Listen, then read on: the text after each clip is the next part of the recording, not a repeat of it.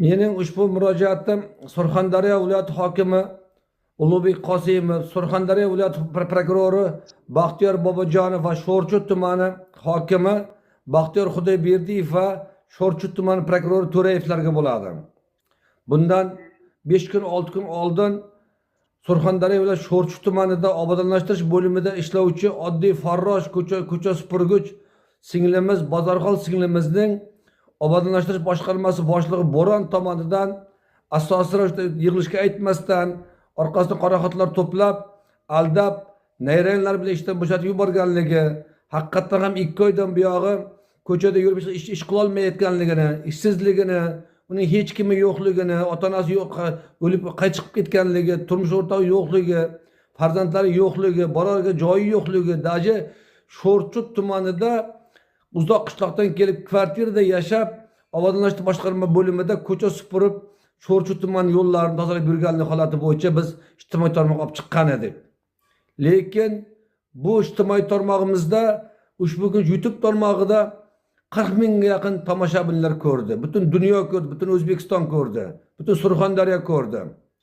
Qolaversa butun mansabdorlar ko'rdi.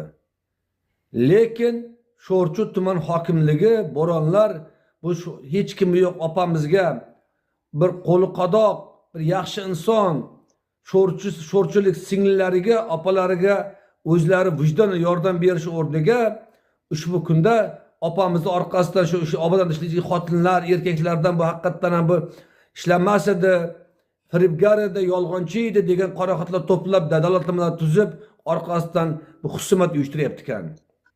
Mana sizlarga biz Surxondaryodagi haqiqat, Surxondaryodagi diyonat, Surxondaryoda bo'lgan bir beva bechoraga bo'lgan e'tiqod, hurmat, izzat.